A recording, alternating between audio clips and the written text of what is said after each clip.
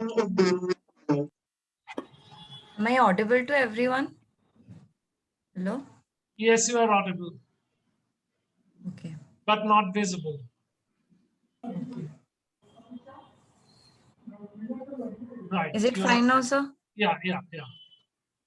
I'm starting the session officially then. Yeah. A very good evening to everyone present here. I, Dr. Shujaya Chattopadhyay, House Physician at the Department of Endocrinology, Neelratan Sarkar Medical College and Hospital, Kolkata, cordially welcome you all to this 4E, that is Electronic Endocrine Enrichment by Experts webinar of the Endocrine Society of Bengal. Multidisciplinary research in endocrinology dates back to almost a century, when in 20th June 1905, Ernest Sterling, a professor of physiology in the University College London, UK, first used the term hormone to describe these unique chemical messengers. Today, this day is observed worldwide as Hormone Day. Through our webinar, which is taking place 2 days prior to it, we would like to commemorate this landmark event in the history of endocrinology. Keeping this purpose in mind, the topic we have kept for today's session is incretin therapy, present and future. To guide us through it, we have with us two distinguished endocrinologists of India. I'll start off by introducing our chairperson, Dr. Santosh Kumar Singh. He completed his MBBS from North Bengal University, MD from Patna University, and DM from BHU. He's a practicing endocrinologist in Patna itself. He has been a distinguished member of several national and international societies like the ESI, API, and Endocrine Society of USA, to name a few. He was the president of the Bihar chapter of the RSSDI for the session 2018 to 2019. Apart from this, he also has 38 peer-reviewed publications in national and international journals to his credit. We are delighted to have you with us in this webinar, sir. I'll just take a moment to open the presentation.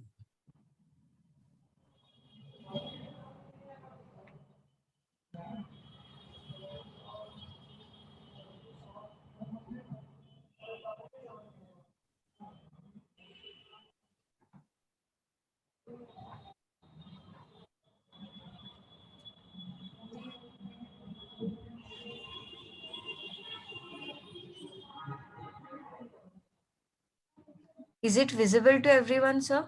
It is. It's visible. Yeah. You quickly go ahead. Yes. You have already introduced, sir. Yeah. Next up, as the speaker of this session, we have none other than Dr. Saktivel Shiva Subramanian. We obviously know him as the medical director of the Hormone Clinic in Trichy, Tamil Nadu. He completed his MBBS from Thanjavur Government Medical College, MD from Raja Muthaiya Medical College, and DM from Amirtha Institute of Medical Sciences, Kochi, Kerala. He has been a consultant endocrinologist in 7 districts of Tamil Nadu. Apart from routine Indian work, he has been a specialist endocrinologist to Dubai and UAE. He completed his MRCP specialty certificate examination in diabetes and endocrinology in the year 2013 and is a distinguished fellow of several international societies.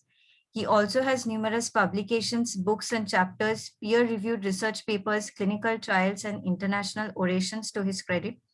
Heartiest welcome to you, sir. It's an honor to have you with us today. Before proceeding further, I would like to inform everyone that this session is also being recorded for future correspondence. Without further ado now, I will kindly request Santosh sir to take over this session. Over to you, sir. Thanks, Surya. You have already done the preliminary job. So I would invite Dr. Saktivel to continue with his talk on the present and future of incretins. And you might have seen his CV. He has already interest in the DPP-4 inhibitors, GLP-1 receptor agonists, and then another aspect of the canvas and verify. So you can just well gauge his area of interest about the gliptins and the GLP-1 receptor agonists in the diabetic field, and apart from that, the general endocrine as such. So, Sakti, over to you to take over to our sessions. And before that, just my sincere thanks to the Endocrine Society of Bengal, Nilanjan and his team, for making me a part of this interactive session on discussing the incretins about the present and future. So, Sakti, please. Very good evening, sir. Thanks for the warm welcome. Thanks, Sujaya. Thanks, SK sir, and thanks, Nilanjan sir, for having me here. At the outset, sir, how many minutes do I have to talk about? 45, no problem. Okay, fine. Fine, sir. So I'll start sharing my screen. Is my screen visible, sir? No, Yes? Not yet. Okay.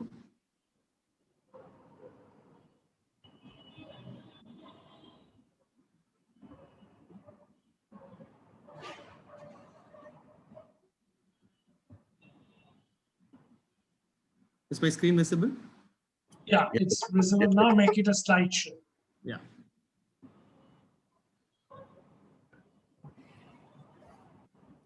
Fine. Yes, sir. Just a minute. I'm just trying to pin myself.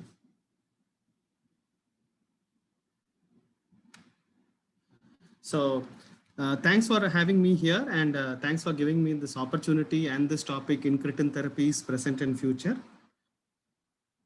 Before we start the session, I'm told that we have a few students here. So let me start with a small quiz.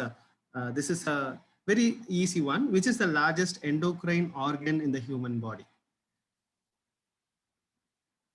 If we have some students here, they can put it in the chat box as to which is the largest endocrine organ in the human body. And if you want a clue, well, let me give a clue as well. Like, what's your gut feeling about the answer? Now, having said that, I think you would have got the clue as well as the answer, and that forms the topic for today as well, which is the gut.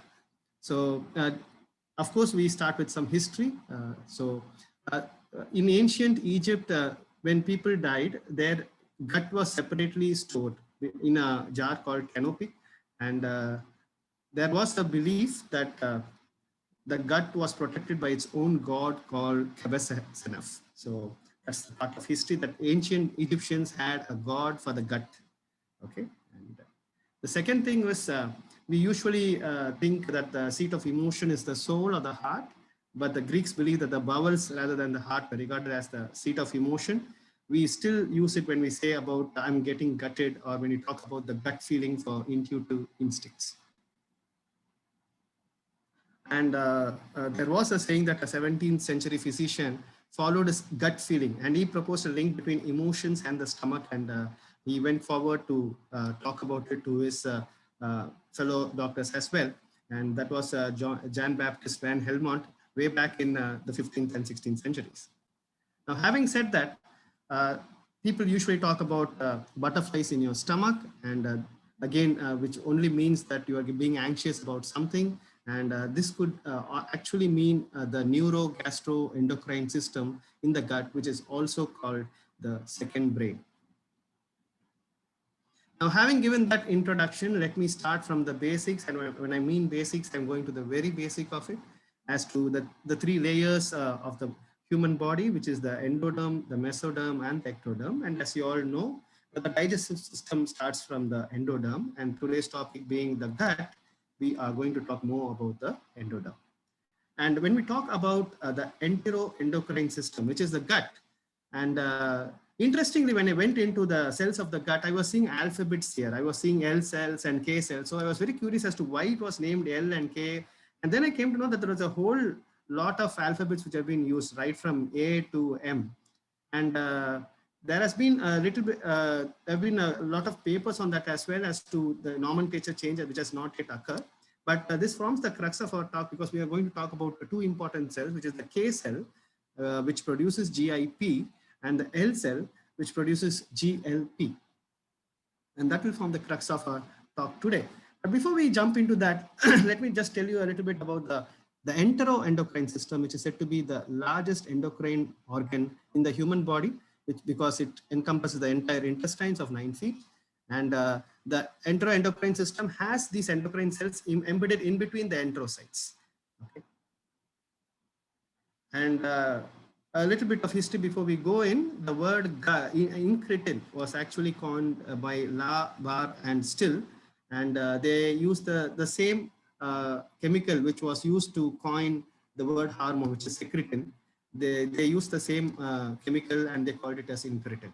So La, Bar, and Still coined the term incretin to describe the hormonal activity released from the intestine that stimulates, which they thought was insulin secretion.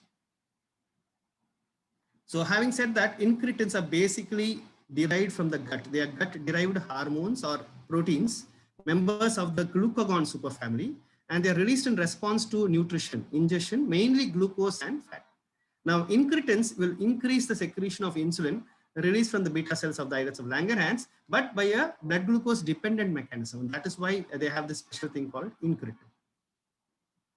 Now, they are, as I said, they belong to the glucagon superfamily. So there is the pro-glucagon, which depends upon where it is being broken down by which enzyme. And if it is in the pancreas and is by PCP2, then it breaks separately into the GRPP, glucagon, and the major pro-glucagon fragments.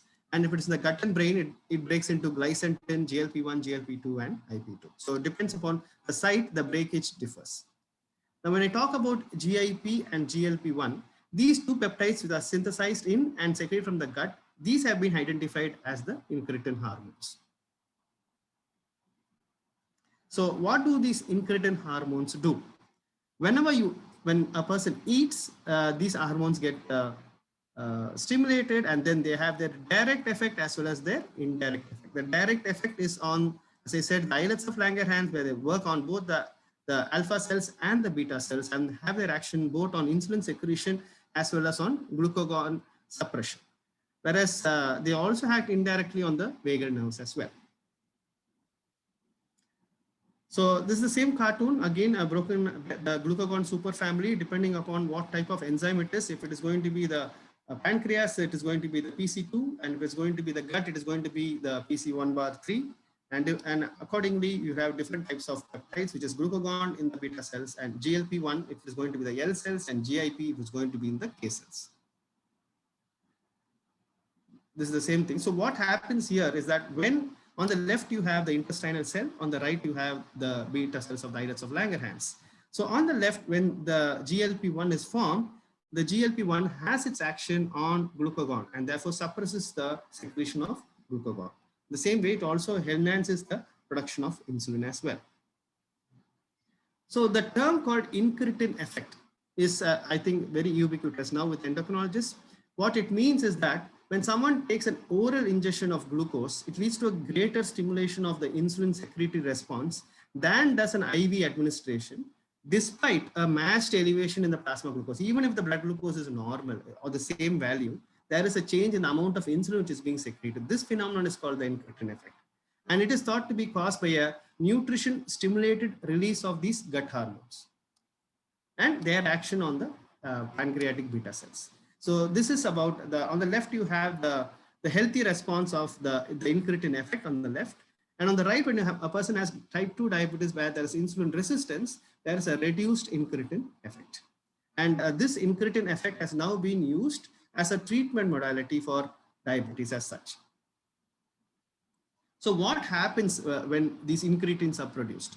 As I said, when these are produced only when a person has glucose or fat. So when there is a meal ingestion, there is an incretin action on the GIT, and there is a production of either GLP1 or GIP depending on the type of cell in the intestine. And when the GLP1 and GIP have their actions on the beta cell, and the beta cell, they help in the increased production of insulin, and in the GLP, if they are going to act on the alpha cells, they suppress the glucagon release. There is also this concept that GLP-1 has both a central action as well as a peripheral action. Central action meaning that it acts through the portal system, through the liver, it reaches the brain, where it acts on the vagal efferents, through the vagal efferents to the brain, and then it has its vagal efferent action on the pancreas. And the peripheral action can be the one which we have discussed now, directly on the beta cells as well as on the alpha cells. So this is the peripheral versus portal GLP-1 action. Now, as I said, this is just a summary of all the things that happen when there is going to be an incretin production, either the GIP or the GLP-1.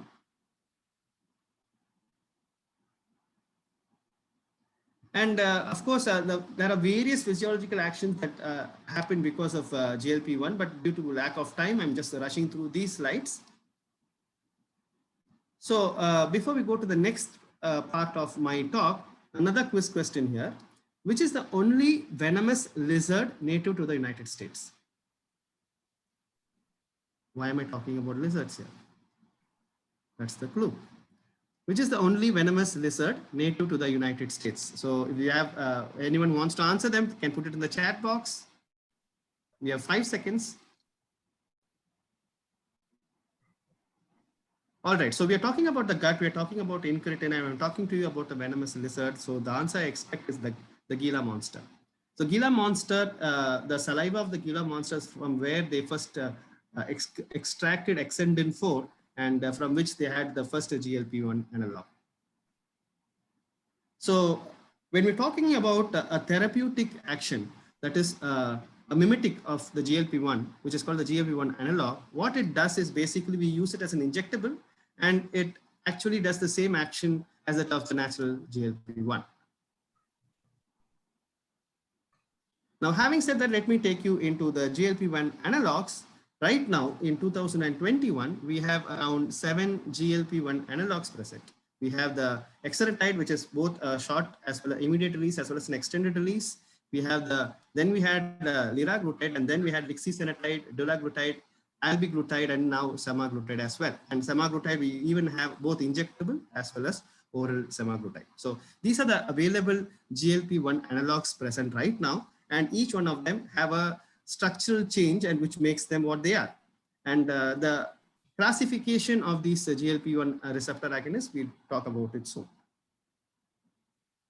As I said, there's a change in the structural molecule, which from the actual original GLP-1.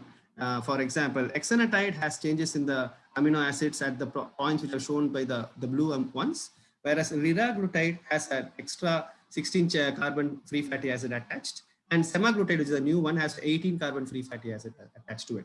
Whereas dulaglutide and albiglutide, they have a spacer and followed by a steric component to it. So that the main idea is that GLP-1 action is actually very short-lived because of its breakdown by an enzyme called DPP4. And to make it DPP4 resistant, they have made these GLP-1 analogs so that the DPP4 does not break them down. And that is the reason why they've attached or they've included these spacers as well. So that is the idea behind the GLP-1 analogs. Now, GLP-1 analogs can be divided based on either the pharmacokinetics, whether they are short-acting or continuous acting, or based on the structure, whether they are Exendin 4 based or GLP-1 based. Exendin 4 based is exenatide, the newer continuous one called ITCA and lixisenatide. Whereas the GLP-1 are the rest of the things like albiglutide, dulaglutide, liraglutide, and semaglutide. And also depending on the size, whether it's less than 5 kilodaltons or larger size. But the most commonly what we use is the pharmacokinetic one, where we're talking about short acting GLP-1 analogs. We have intermediate acting, long acting, and now the recent continuous acting GLP-1 analogs. Of course, we started with the exenatide as the first GLP-1 analog, which was short acting. And then we had liraglutide. We had a lot of success with the liraglutide, which is actually not a long acting, but an intermediate acting GLP-1 analog. We now have recently the exenatide LAR, which is the long acting, and albiglutide. And we are yet to reach the continuous acting ITCA 650. Now, when you talk about short acting analogs and long acting analogs, is there a difference in them? Why should we have two different types of GLP-1 analogs? Of course, there is a difference. If you are going for a long acting analog, they say the effect on the fasting is much more because it actually has its action both on glucagon and therefore action on gluconeogenesis as well. Therefore, the fasting glucose action is much better. And whereas the short acting have a more stringent, stronger action on the postprandial hyperglycemia. So that's the basic difference between both. And when you look into the molecular mechanism, it's very similar to how usually insulin is secreted when there's a glucose which goes into the beta cells. But this time it's not glucose which stimulates the insulin, but it's the GLP-1 analog, which is basically the GLP-1 analog gets works on adenylate cyclase and then converts to CAMP, which then goes into the pathway and then produces calcium, potassium, and then there is a closure of the potassium channel, opening of the calcium channel, and therefore there's a release of insulin. So that is how GLP-1 analogs go to the beta cells and increase the amount of insulin. But the most important thing is they do not do it when there is hypoglycemia. And that is a very important aspect about GLP-1 analogs. That is that they do not produce hypoglycemia, that they do not produce an insulin increase when the sugars are already low. So they are actually good in that way. That is, in hypoglycemia, they help to maintain or increase the sugars, and normoglycemia, they have their actions on insulin and glucagon depending upon the sugars, and with hyperglycemia, they increase insulin and decrease glucagon, and thereby help in reducing sugars. So they have a very dynamic type of secretion, not a usual monotonous secretion. Now, having said that, another important aspect about GLP-1 analogs is that they help in reducing inflammation. And once they reduce inflammation, they also help in reducing insulin resistance as well as atherosclerosis. So they have the direct effect on the vasculature, and thereby they also help in reducing the blood pressure. They also have their effects on weight and the glycemic control, which is the A1C. Now, having said that, there are 7 types of GLP-1 analogs, and we divide them based on whether the pharmacokinetics, size, whatever way we want to. The most commonly available ones are these, which are around 5 to 6 of them, which are available right now. And each one of them, as I said, has a different type of dosing mechanism. But what you can see here is that when it comes to renal, I think we'll be talking about it again in a few slides, but dose adjustment has to be done if it's going to be renal, and for hepatic, there's not much studies as well. So when it's going to be hepatic impairment, usually we don't use GLP-1 analogs. If it is a renal impairment, we'll be talking about it shortly about what is the GFR and to what GFR you can be using, and depends on the molecule which you use. Now, GLP-1 analogs, we have done a lot of studies in the last 10 years, and there have been studies which looked into a short GLP-1 versus a short GLP-1, which could be exasenatide versus lixisenatide, or a short versus a long-acting. In this case, it's mostly an intermediate-acting, and a long-acting versus a long-acting as well, which could be albiglutide versus dulaglutide or semaglutide, so on. And you can see that every time the longer-acting has a better glycemic control. So what we've seen here is the glycemic control. And again, the HbA1c from the different studies which have been done with these GLP-1 analogs, which shows continuously that if the longer acting ones have had a better glycemic control. And this is the impact on weight. And again, they have been very consistent on weight reduction, the GLP-1 analogs, especially the longer acting compared to the shorter acting ones. And this is a summary of the trials investigating GLP-1 analogs versus prandial insulins. And we also have nowadays 2 molecules where we have basal insulin with GLP-1 analogs. So the basic studies are these 3 studies, which are basically looking into a comparison between not only between GLP versus GLP, but also GLP-1 versus prandial insulin. If you want in a short time to know more about the GLP-1 analogs, I would suggest this article, the consensus recommendations on GLP-1 use in the management of type 2 diabetes, a very exhaustive one, around 70 pages on done by Sanjay Kalra sir and A.K. Das sir, Rakesh Sai sir, and so on, where they have looked into almost all aspects of GLP-1 analogs. And what is the consensus is that GLP-1 analogs improve glucose homeostasis, which is a grade A evidence. It is associated with weight loss benefits, and it's been across mostly across all the different types of GLP-1 analogs. And they are known to have a beneficial effect on lipid profile and blood pressure. They have demonstrated cardioprotective effect, which we will be talking about shortly as in a CVOT. And also they have both direct and indirect renoprotective effect, and are also associated with hepatic health benefits, although the hepatic health benefits, we still are not very sure about it. So when it comes to renoprotective, exenatide and lixisenatide are predominantly cleared by the kidney, and therefore they have to be contraindicated if the GFR is going to fall less than 30. So do not use exenatide or lixisenatide if it is going to be GFR less than 30. And although liraglutide and dulaglutide are said to be predominantly hepatic excretion, still in patients with renal impairment, they are used with caution only because of the gastrointestinal side effects. And what about hepatic impairment? Well, there's only limited information about the safety and efficacy of GLP-1 analogs with the hepatic impairment, and the evidence is also only grade D. Whereas when it comes to other special situations like low hypoglycemia, of course, they don't have low risk of hypoglycemia, which is grade B. They do not require a dose adjustment during fasting, including the period of Ramzan. But however, dose adjustments for medication, which are other things like insulin, has to be done.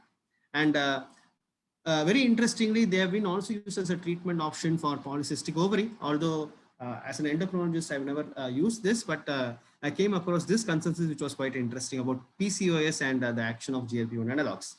And during pregnancy, again, there's only limited data on the use of GLP-1 analogs right now. Now, how about myocardial infarction? As I said, we'll talk about CVOT, but in CVOT, we are talking about mortality, we're talking about heart failure and atherosclerosis. But when it comes to acute myocardial infarction, there is no clear evidence regarding the use of GLP-1 analogs. And what they recommend is a pragmatic approach to it. But having said that, we spoke about what can be where it is indicated, but what you should also know where it is not indicated or contraindicated. So basically, GLP-1 analogs can be used as an adjunct to diet and exercise in people with type 2 diabetes. It is recommended in a few countries as a monotherapy, example dulaglutide in India, and it is indicated in adults, example liraglutide, with an established cardiovascular disease or people who are at risk of major adverse cardiovascular events. But what is more important is about the contraindications or limitations, where especially a person with medullary thyroid carcinoma or patient with MEN type 2 or a serious history of hypersensitivity, or even in type 1 diabetes or DKA, although there have been some studies with type 1 diabetes, but still it has not been used as a monotherapy and not to be used in type 1 diabetes. This is from 2019 data. And the warnings is that if there's a person with a history of pancreatitis or a risk of medullary thyroid carcinoma, avoid them. And usually hypoglycemia, reduction of doses of the concomitant medications needs to be done. And in a renal impairment patient, even though it can be used up to a GFR of 30 and only exenatide and lixisenatide have to be avoided, but still they can have GI adverse events. So the indications on who should not receive a GLP-1 analog, we have type 1 diabetes even now, although there have been studies on the action of GLP-1 analogs on type 1. Pregnancy and breastfeeding is a contraindication. Severe gastrointestinal disease like inflammatory bowel disease, gastroparesis, pancreatitis, high risk for pancreatitis, medullary thyroid carcinoma, and also a caution in renal impairment. Now, these are the different types of GLP-1 receptor agonists available right now, and most of them, as we know, are almost all of them are in the pen type. And we also have two types of combos where we have a GLP-1 analog along with a basal insulin.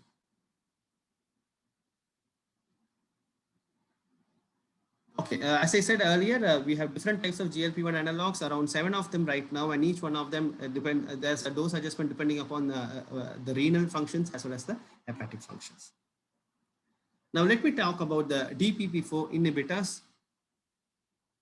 So the basic difference between GLP-1 and DPP-4 is that GLP-1 action is being enhanced by avoiding this enzyme from breaking down the GLP-1. So that is how these DPP-4 inhibitors act, and these are usually oral medications, whereas GLP-1 are still injectables except the oral semaglutide.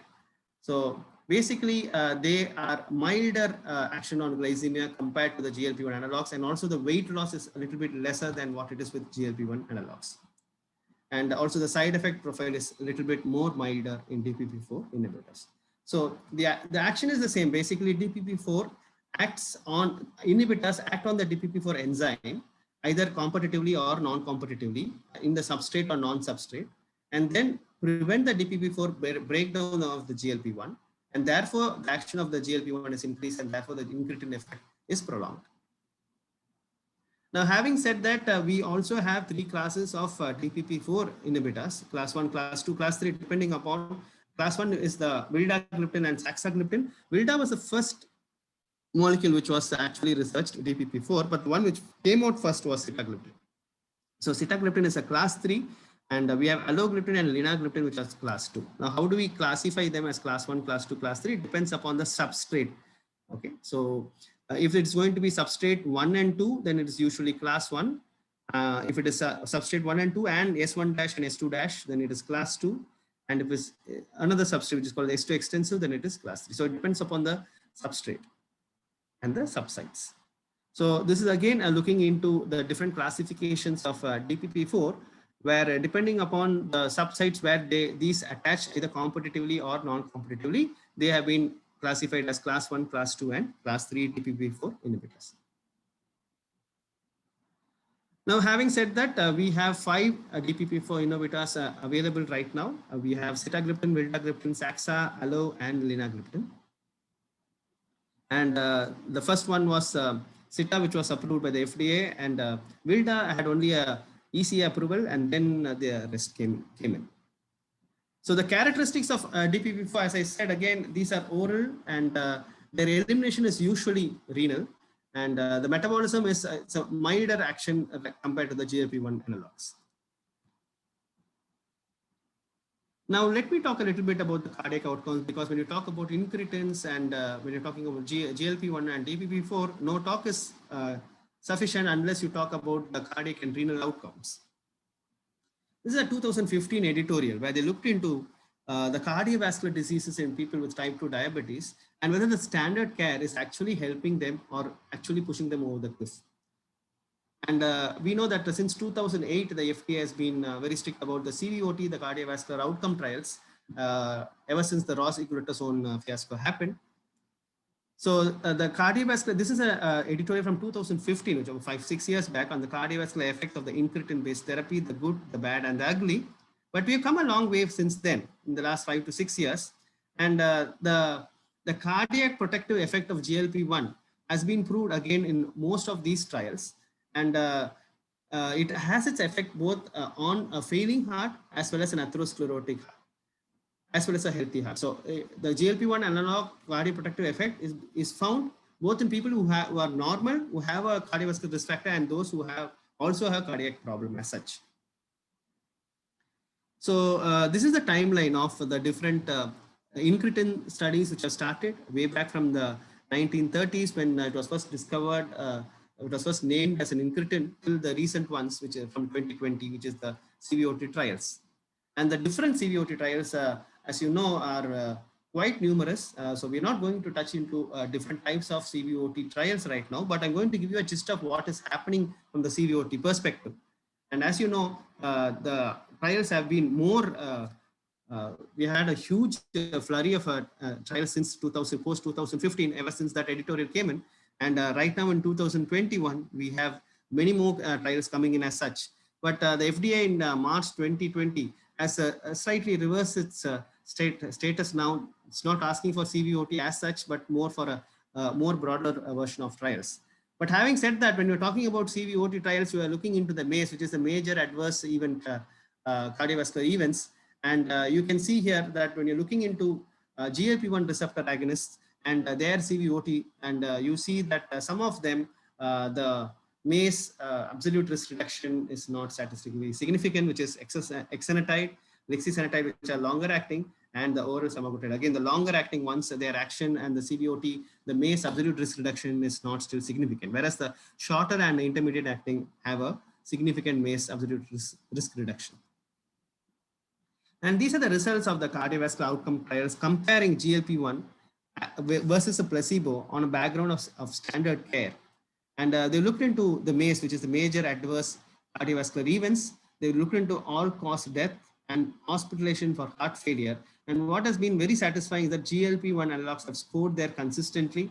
Almost most of the GLP-1 analogs have CVOT MACE score, which is statistically significant. But when you look into the DPP-4s and their CVOT trials, you'll see that most of them are being very cardio neutral, and that is where they stand, as most of them are still, they can be given, but they do not have a positive cardioprotective effect as compared to the GLP-1 analogs. So let us look now into the potential risk and benefit of DPP-4 inhibitors, where the only, you can see that when you go across DPP-4 from Sita, Saxa, Allo, and Lina, that the cardiovascular safety has been positive, but it has not been as significant as GLP-1s. And they've been neutral most of the times on blood pressure, weight, and they have positive renal protective effect as well, and neutral on hypoglycemia. Whereas the potential risk has been with heart failure hospitalization with that study from saxagliptin, and also a potential risk with alogliptin. Otherwise, they've been neutral as far as heart failure hospitalizations. But acute pancreatitis and arthralgia have always been a potential risk for these DPP-4. Now coming to renal outcomes, we've already talked about GLP-1 analogs. We said that lixisenatide and exenatide should not be used if the GFR is going to be less than 30. And the longer acting one, especially semaglutide, seems to be the one which can be used up to a GFR of up to 15. So semaglutide scores when it comes to CKD. But when you're looking into recommendations for special population, apart from CKD, when you're looking into hepatic impairment, which I already spoke about, pancreatitis or geriatric patients, there is no positive consensus. And when you're looking into kidney-related renal outcome for GLP-1, the only one which scores apart from semaglutide is liraglutide to some extent. And also when you're looking at pregnancy, lactation, or women of childbearing age, can they take GLP-1 analogs? We still do not have a positive consensus on that as well. Let us now come to DPP-4 and renal safety. As you can see that sitagliptin, the excretion of Sita, Saxa, and Allo is through the kidney, whereas Lina is through the liver. So Sita has some risk when it comes to kidney impairment, whereas the others are usually more neutral about it. So the idea here is that there is no one size fits all. It depends upon the recent ideology of ADA, where they're looking into the risk factor of the patient, and they have a checklist as to what does this patient need. So basically selecting a patient for this particular type of molecule. So on a whole, when you're looking into glycemic and extra glycemic effects of incretins, especially GLP-1 agents, we look into what is it that we require in this particular patient. Apart from glycemic control, are we looking into cardiovascular problems? Are we looking into renal problems? Does the patient have a hepatic problem? Or does the patient have any other particular issue like pregnancy and so on? So it depends on not only glycemic control nowadays, but it also especially looks into cardiovascular and renal outcomes. So patient selection is very important, right? And when you're talking about patient selection, we need to first rule out the contraindications. Then we rule in the compelling indications, and then we exercise caution when it comes to certain things like hepatic renal involvement, pancreatitis, GI diseases, and so on. And when you're using it for glycemic control, then we look into where it can be used as a monotherapy, where it can be used as a dual therapy or a triple therapy, and where it can be used along with insulin. So patient selection, depending upon, you need to have a checklist of things as to, and then decide on which is a better molecule which can be used for that particular person. So selection of an appropriate GLP-1 receptor, again, as I said, you need to look into whether what is it being used for. Is it only for glycemic, or is it for weight reduction? Is it for cardiovascular outcome or injection burden, renal safety, or GI intolerance? So this is a checklist that we need to look into when looking into GLP-1 analogs. And of course, we need to know about adverse events which can happen with these, because they can have an effect on the GIT, and how to monitor these adverse events, how to treat these, how to counsel the person, and so on. So when you are putting a person on GLP-1 analogs, we need to tell the person that sometimes they can have adverse events and we need to monitor them. So there are certain investigations we need to do at initiation and certain investigations which we need to follow them with. Now, what do the guidelines society say about this? Well, the recent guidelines from the ADA and EASD have been very forthcoming on being a very practical approach to it as to what is it that the patient is coming for. Does the patient have cardiovascular risk factors? Does the patient is an established cardiovascular disease? If it is not an established, that they have risk factors at least. If it is going to be cardiovascular, which is the predominant problem, then they look into either GLP-1 analogs or the SGLT2 inhibitors, which can be used along with metformin. Or if it is going to be heart failure, of course, they avoid metformin. And otherwise, if it's going to be heart failure or CKD, then they look into, again, it is SGLT2 inhibitors and especially, SGLT2 and then insulins. But if it is going to be only glycemic control, then again, we have metformin as the first line of treatment. We also have GLP-1 analogs and DPP-4 and SGLT2, which can be used as a first line. Second line, we usually use DPP-4 inhibitors as well. As a third line nowadays, of course, it depends upon what is it. If the cost is an issue, then we use sulfonylureas and thiazolidinediones as well. So what happens if the person has an indication for high risk? So in that case, we need to know whether it is going to be more cardiac high risk or it's going to be renal high risk. If it's going to be a cardiac high risk, we look into whether GLP-1 analogs again can be given because they have a proven CV benefit, or SGLT2 inhibitors, which have been again proven to have a benefit. If it's going to be renal, then again it's going to be SGLT2 inhibitors, which are the considered over the incretins as such. So in a nutshell, it's going to be whether the patient has CVD or CKD, and whether the cardiac predominates or the heart failure or kidney disorder predominates.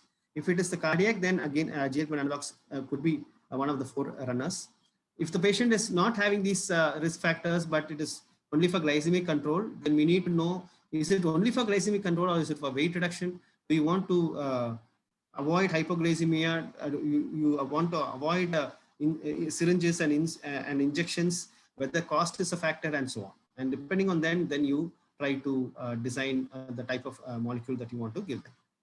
So from the AACE, again, they've looked into the recommendations on GLP-1 analogs, where they have said that can be considered with caution even in pre-diabetes, and HbA1c of less than 7.5, it has been recommended as a monotherapy, HbA1c of more than 7.5 in dual therapy, and also in triple therapy, and more than 9 again as a dual or a triple therapy, and also with insulin.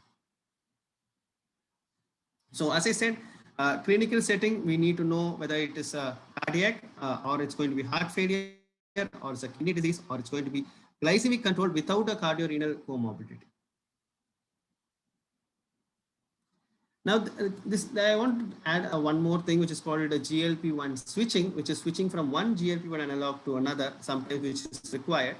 And the trigger could be maybe the glycemic control is not proper, or the patient's cardiovascular risk has increased now, or there is a desire for weight loss, and therefore there can be a need for a switch. In which case, this is a wonderful paper from clinical practice where they looked into GLP-1 analog switching, where they're given options depending on the CVOT trials. And this is again an exciting new concept. And as I said, we have currently 7 GLP-1 analogs which have been approved, and 5 DPP-4 inhibitors which are approved and available right now in India. And future therapies, well, the idea now is only from being normoglycemic or achieving euglycemia, the future therapy is being more beta-centric, basically to preserve the beta cells. And that is what the incretins have helped us to reach. And therefore, there's a paradigm shift in the pathogenesis of type 2 diabetes as such. Instead of only fighting insulin resistance as a secretion, we are now going into the phase of beta cell protection. And as I said, the incretins have their effects both central as well as peripherally, and both on the alpha cells and the beta cells in the pancreas. And their therapeutic potential has not only been limited to type 2 diabetes, obesity. As I said, they have been also used in PCOS. They have been considered in type 1 diabetes. They have strong proof in CVOTs for coronary artery disease, heart failure, coronary artery disease, not in heart failures, and also for non-alcoholic fatty liver disease, and in neurodegenerative diseases as such, like Parkinson's and Alzheimer's, even people with autism. So those are the things which are being considered. And the current and emerging therapies are, we are having long-acting GLP-1 analogs, such as I said, the 650, which is ITCA 650, which is still in the pipeline. And we are also looking at combinations where we are going to have basal insulins with GLP-1 analogs. And triple peptide agonists, again, an interesting concept, which I have in the next slide. And the oral enhancers of GLP-1. So basically, the incretins have their effect not only on the pancreas, they also have a gut-brain axis. Apart from it, they have a protective action against the microvascular complications. They are anti-tumor. They help in reducing the area of gastric ulcer. They are used for treating NASH, and which is non-alcoholic steatohepatitis and non-alcoholic fatty liver disease, and also have their effect on the lipoprotein lipase, which increases and helps to maintain, reduce dyslipidemia as such. So GLP-1 analogs in the future will be used not only for obesity and type 2 diabetes, probably for other metabolic disorders like PCOS, for non-alcoholic fatty liver disease, and also as it's being now considered for CVD. The new concept is that when we're talking about incretins, we spoke about two molecules. One is GIP, and then we spoke about GLP. But when you are talking therapeutic, we are only talking about GLP-1 analogs. Why not GIP? The reason was that it was found that to stimulate insulin in a glucose-dependent manner, the problem with the GIP was that it was short-lived, and it worked only in a normal glycemic, not in a hyperglycemic state. That was why it was not considered as a molecule initially. But now there has been a renewed passion in this idea of acting not only on the GLP-1, but also on GIP and the glucagon, which is called the triagonist model. Right now, our idea about glucagon is that we are trying to inhibit or reduce the action of glucagon, but there have been some studies which have looked into whether glucagon can actually increase insulin. And therefore, this looks very exciting, a triagonist model, but still a long way to go, because GIP seems to have an action on the lipids, and so also as a glucagon, which has some adverse events as such. So right now, this is just a concept which is being looked into, but a lot of pharma companies have done trials, which are phase 2 trials as well, on triagonists, which is basically they're looking into body weight improvement, glycemic control, and also into hepatosteatosis, cholesterol management, and so on. So targeting the incretin glucagon system with the triagonist seems very exciting, and this is something which is a future therapy which they're looking into. And type 1 diabetes and incretins, there have been a lot of studies. There have been one study from Harikumar sir as well on Asians, and where they looked into type 1 diabetes with GLP-1 analogs. And whatever they have now looked into is not as a monotherapy, but along with insulin, they are able to reduce the amount of insulin, but they have gastrointestinal side effects as such.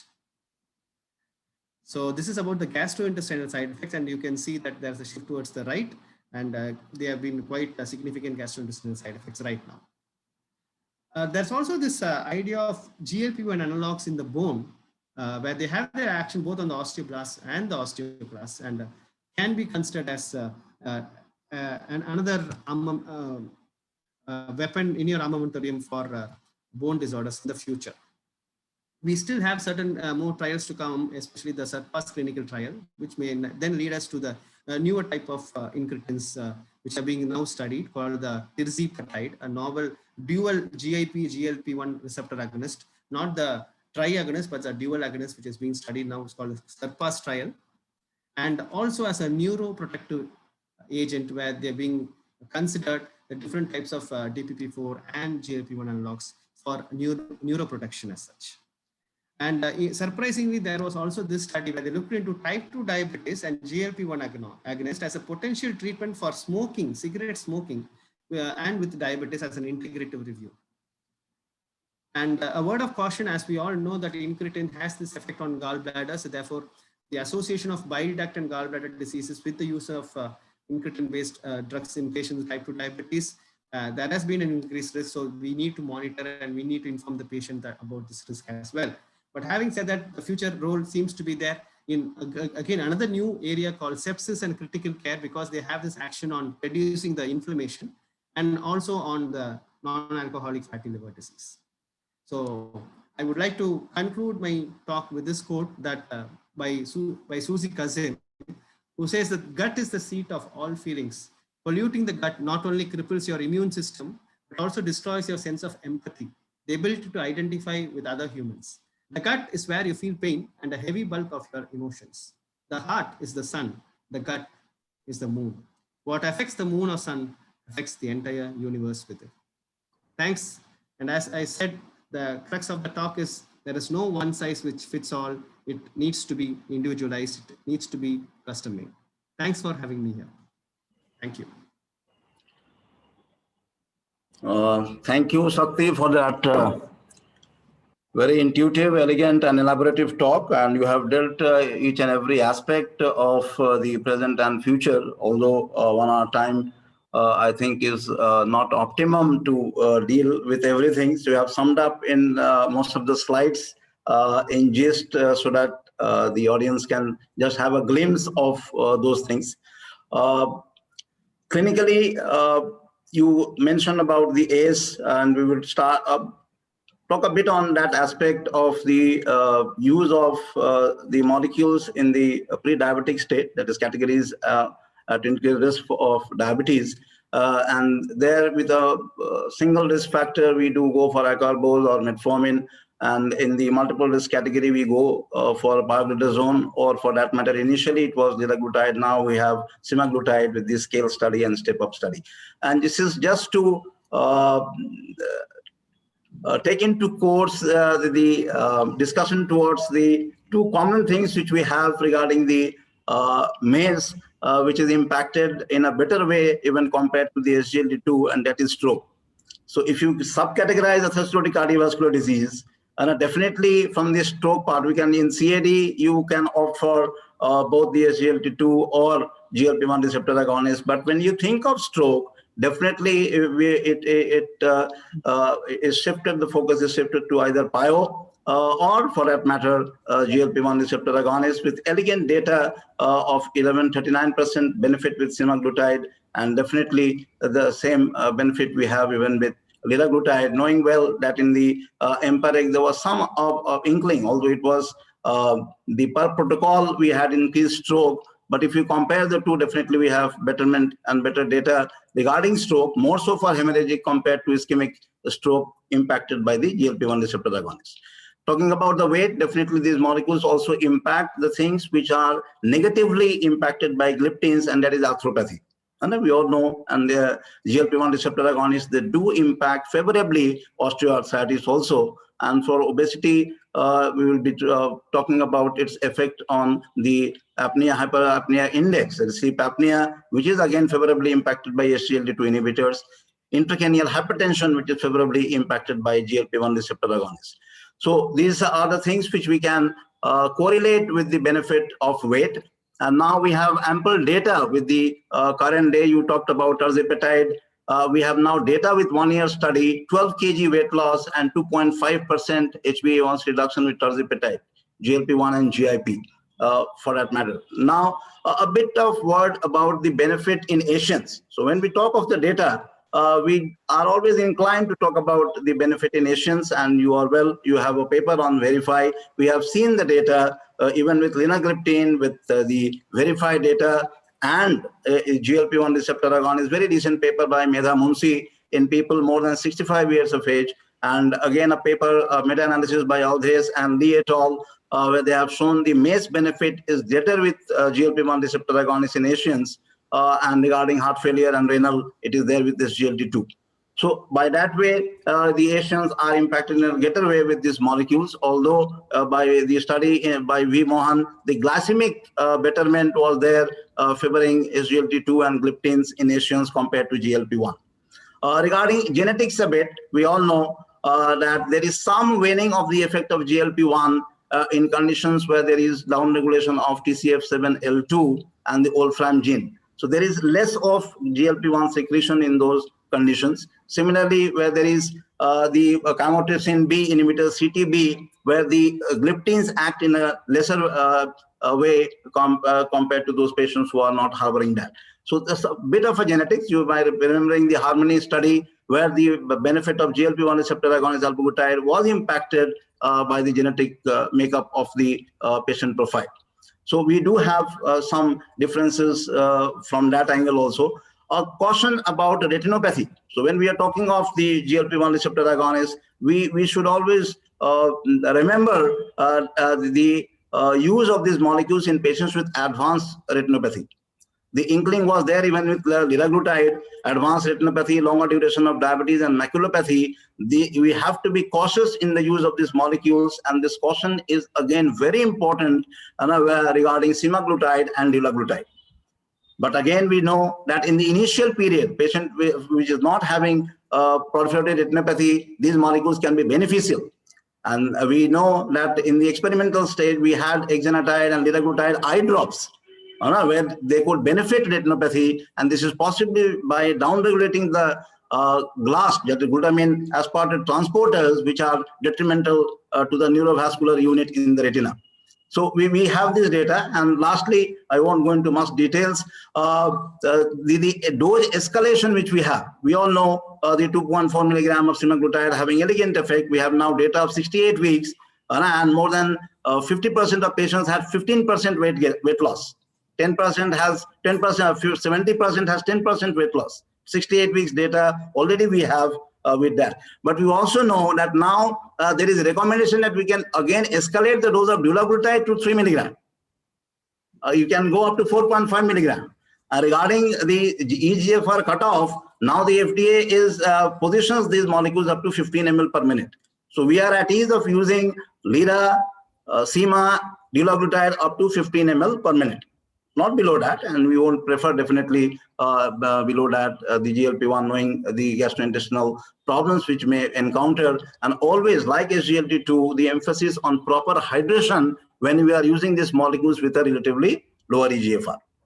Okay, and lastly, the use of these molecules in NODAT, new onset diabetes after transplantation. And here, CETA and VILDA, they score over linagliptin and sitagliptin because they have less of a CYP4 interaction. So if you talk of managing those patients, which we can do after the initial 2 months, which is by insulin, we can think of management with sitagliptin in those NODAT patients. Similarly, we can use these molecules with a basal insulin in the non-ICU setup.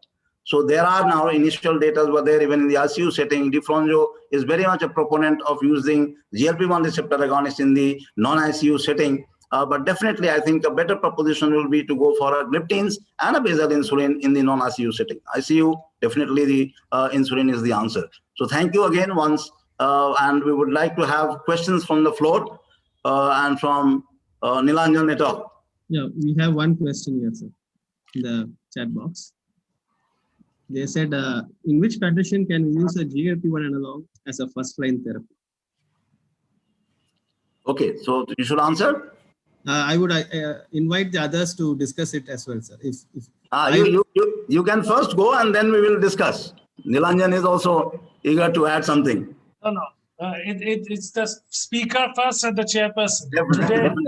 Okay. Sir, as we already discussed here, the first thing nowadays is whether we need to look into the cardiovascular risk. If the patient has a cardiovascular risk or a heart failure risk or a renal problem, if that is ruled out, and if it's going to be only glycemic, then we look into, if it's going to be cost, then this is ruled out. If it's going to be injectable, that is ruled out. So where can you use it is for weight reduction and glycemic control. But having said that, we already have metformin, which also helps in this case. But again, if you're not tolerating metformin, I'm not sure whether you'll tolerate GLP-1 because this also acts on the gastrointestinal tract. So that's a very tricky question as to where will you use it as a first line. Although they have said that dulaglutide has been used in pre-diabetes in US, but personally, I have not used GLP-1 analog as a first line for type 2 diabetes. What would be your experience with that, sir? Definitely. Now, after the ESC guideline, I give a lot of importance, Sakti, to the ESC guideline 2019. So emphatic they are. If the patient is like the ADA, atherosclerotic cardiovascular disease, and the other categories, CHF and proneness to heart failure and CKD. Okay, definitely CKD and proneness to heart failure, we would opt for SGLT2. But simple atherosclerotic cardiovascular disease, particularly so with that stroke factor into account, I will definitely position this as a first line even before metformin. And just to, before metformin, this is there. This is the guideline what they say. And to add it above that, we all know that the metformin, it abrogates the benefit of SGLT2 inhibitors to some extent. It does so for GLP-1 to a lesser extent, and it is neutral to DPP-4 inhibitors. So if the impact of the combination therapy regarding the overall benefit is maximal with the combination of metformin with gliptins, and this is the paper by Kunti et al., and followed by, which is interaction is there with SGLT2 inhibitors and GLP-1 receptor agonists. So taking into account the overall benefit, definitely I would position that. Remember the ASC terminology. They position metformin in patients with moderate CVD, not with established CVD. It is very important. If you go to the details of the UKPDS, which changed the whole prescription scenario of metformin, although subsequently there was a prospective study showing negative effect of metformin. And the UKPDS, look, just imagine the patient profile. And this is the terminology of ESC, moderate CVD risk, and for severe, definitely we would go for GLP-1 or SGLT2, even as first line. Yeah. If I may comment, two important stumbling blocks in using a GLP-1 receptor agonist early. I mean, whether you use it as a monotherapy to start with or just as an add-on to metformin, that they are still now costly injectables. Now, with the availability of oral semaglutide, I think one of the two stumbling blocks goes away. That is the injectable part. Of course, I do not know what would be the cost of therapy, but I presume that it would be a premium one. So I think if an oral alternative is available, at least to the affording patients and the patients in the reimbursement sector, we probably would be using oral semaglutide if and when that is available, maybe more often and in lieu of DPP-4 inhibitors, probably early on or as an add-on, first add-on to metformin. But till now, in my practice also, because of its costly injectable nature, except when body weight reduction is very important, very crucial, the patient is very much motivated to reduce weight, in other situations, we reserve it till a later date, despite all the recommendations and all the cardiovascular theoretical benefits that we get to see. Nilanjan, Yeah. to add upon that, I have started GLP-1 receptor agonist, liraglutide for that matter, to name that agent, I would say, with that weight in mind. But I have stopped it when there was inadequate benefit. If you remember the initial NICE guideline, you could continue GLP-1 receptor agonist only when there was 1% HbA1c reduction with 3% weight loss. Then only it was cost effective. So if you are not able to achieve that, I have started that with that aim and I have stopped it. And I had to go for simple gliptins for that matter to whatever benefit we could have. So this is there. So we need to make sense. Routine benefit. But with the atherosclerotic part in mind, definitely now we are more inclined. Now you will be seeing prescriptions. I have started that even if a patient is well controlled and he is harboring that, I reduce the dose of the drug which was being used before, and in place of that we go for the molecules which have been preferred for atherosclerotic cardiovascular disease or CKD heart failure. So it is easier for the oral, as Nilanjan said, to SGLT2 compared to GLP-1 receptor agonist. But I would say definitely I will be inclined to go for patients with stroke and if they are overweight. Otherwise, in normal weight individuals, we are also having pioglitazone before us to use in that category of patients. So I think there, Shakti, there is a question from Dr. Maunam. So how do you place a GLP-1 receptor agonist vis-a-vis NAFLD? I mean, vis-a-vis pioglitazone in NAFLD. Oh, these are very early days to look into NAFLD and having a GLP-1 analog as the monotherapy for that. But what I have looked into is that the main aspect here is, one is the weight reduction, second is the inflammatory response, which can again reduce the insulin resistance.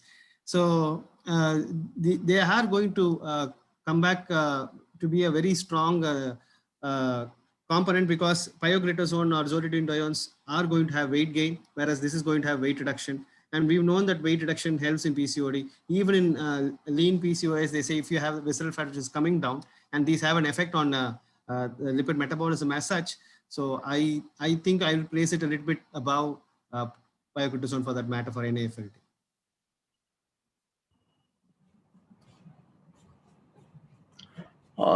Shakti, if you remember the PVN study, it was particularly the benefit was seen in the non-diabetics. We have data, definitely PIO has even histological benefit. We have some minuscule data with GLP-1 receptor agonists regarding the histological changes. Initial study, it was a 3-year study with exenatide. Hepatic function test improvement is there with almost all. You talk of dulaglutide, you talk of lira.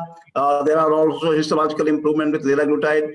So the basic pathology, if you think of the weight and NASH, it goes definitely we would prefer. Otherwise, for normal weight individuals, we can definitely in day-to-day practice think of pioglitazone and definitely vitamin E is there in our mind to keep along with. So the question here was which one would be the better option? Definitely, it depends. As I said, with the weight part, I would give the preference between the two molecules, because there is not much of very strong data favoring one over the other. Okay, but if you take the weight into account and we are treating the patient as a whole, definitely we would go by the body weight of the patient in choosing between these two molecules. As I said about stroke. On a patient, if a stroke, overweight, definitely I will go for GLP-1 receptor agonist. If normal weight, I can think of pioglitazone. So it's like that.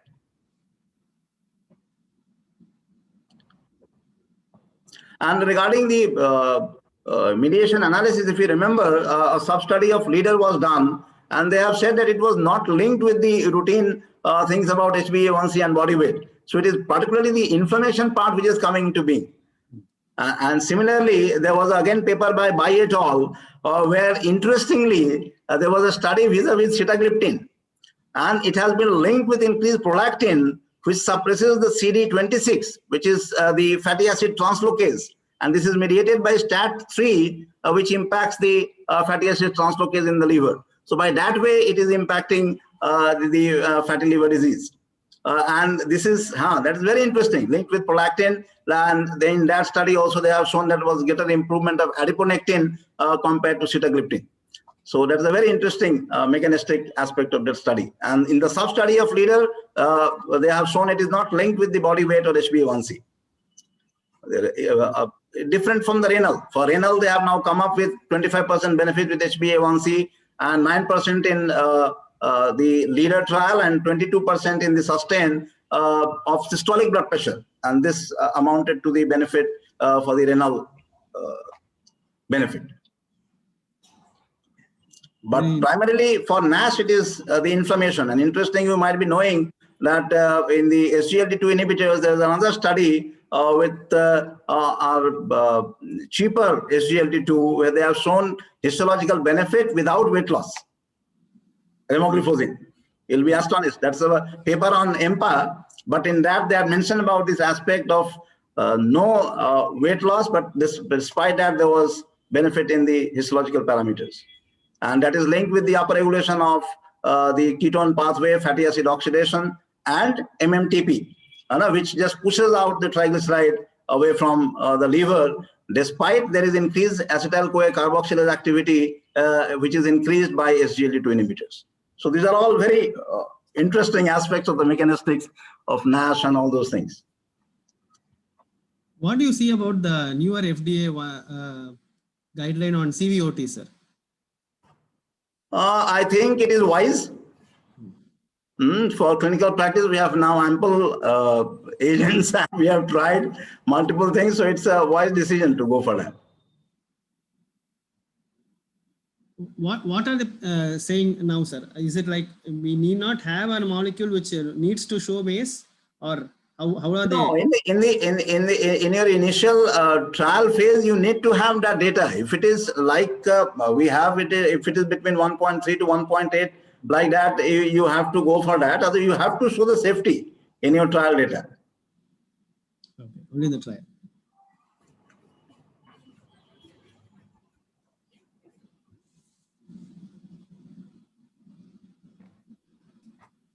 Are we having any more questions in the chat box?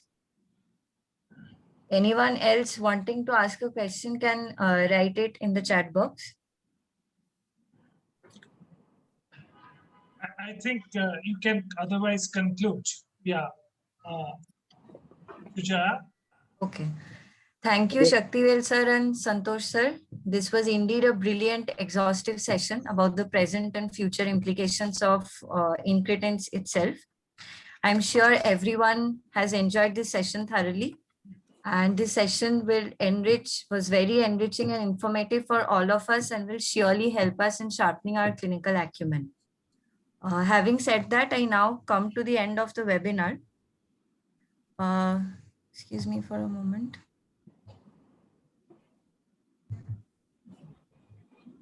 Surya, Yes, sir. just from my side, sincere thanks to Sakti, Nilanjan, and the audience for that matter, and above all to you, Anna, for going through the whole sessions. Be safe, be healthy. Thank you. Over to Good you night. again.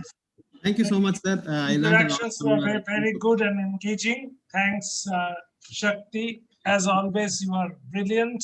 And thanks, Santosda. As always, you are interactive and engaging. So stay safe. Shujaya, conclude. Thank you, sir. We now come to the end of this webinar. I would like to extend my sincere thanks again to Santosh sir and Saktivel sir once again for joining us amidst their busy schedule. Thank you, Endocrine Society of Bengal, for organizing this 4E webinar and giving all of us an opportunity to learn. Here, I would take a moment to make an announcement about our next webinar.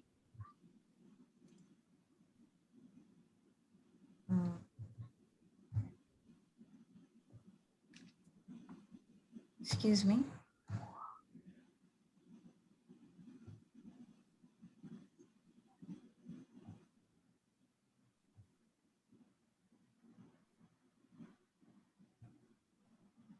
If you have problems, you just mention.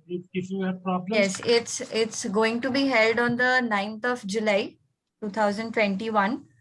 The topic for that session will be hormone assays, what an endocrinologist needs to know. That for chairing that session and for the speaker, we have again two distinguished members from our medical fraternity. The speaker for that session would be Dr. Rana Bhattacharjee, who is an assistant professor of Department of Endocrinology in IPG MER Kolkata. And the chairperson would be none other than Dr. Ganapati Bantwal. So I would request all of your kind attendance in that webinar too. Finally, I would also like to acknowledge all the others present here for making this webinar a success by their active presence and participation, despite the deadly pandemic plaguing the society currently. Thank you all. We will again meet at our next webinar. Till then, be safe. And I think we can conclude the session now. Thank you, everyone. Thanks for having me. Stay Good safe. night, everyone, and be safe.